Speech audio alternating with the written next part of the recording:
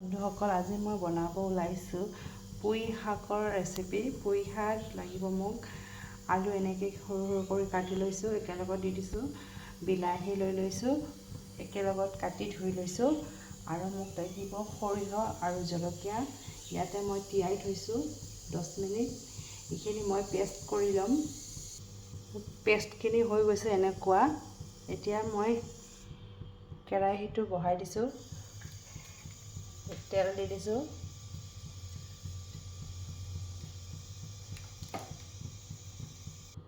ক'লা জিৰা লৈ লৈছোঁ, শুকান জলকীয়া, নিমখ 1 চামুচ লৈছোঁ, হালধি 1 চামুচ লৈছোঁ। এইখিনিয়ে মোৰ উপকৰণ লাগিব, খুব বেছি উপকৰণ নালাগে, নিৰামিষ যিহেতু আজি মোৰ। কেৰাহী গৰম হৈ গৈছে, শুকান জলকীয়া দি দিছোঁ। তেলত এইবাৰ মই ক'লা জিৰা দি দিছোঁ। ইয়াৰ পিছত মই এইখিনি দি দিছোঁ কেৰাহীত। শাকখিনি দি দিছোঁ। শাকখিনি পিছত দিম, মই একেলগে নিদিওঁ। ধুই থৈছোঁ। নিমখ দি দিছোঁ 1 চামুচ, আৰু অকণমান লাগিব যিহেতু দিছোঁ। আপোনালোকে পৰিমাণ অনুসৰি নিমখটো দিব। হালধি 1/2 চামুচ দিছোঁ। এইবাৰ মই ভালদৰে লৰাই দিম এইখিনি।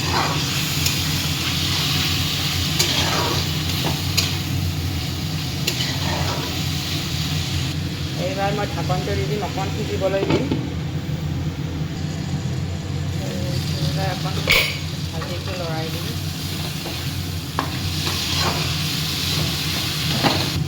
এনেকুৱা ৰঙা হৈছে। এইবাৰ মই শাকখিনি দি দিম।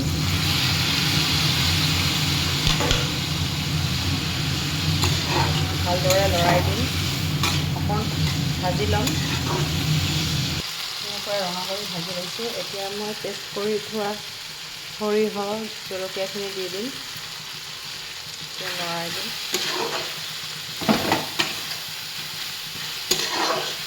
সৰিয়হখিনি বেছি ভাজিব নালাগে, বেছি ভাজিলে তিতা হৈ যাব।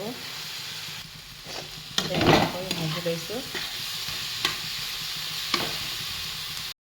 এতিয়া মই অলপমান পানী দি দিম। লৰাই দিছোঁ।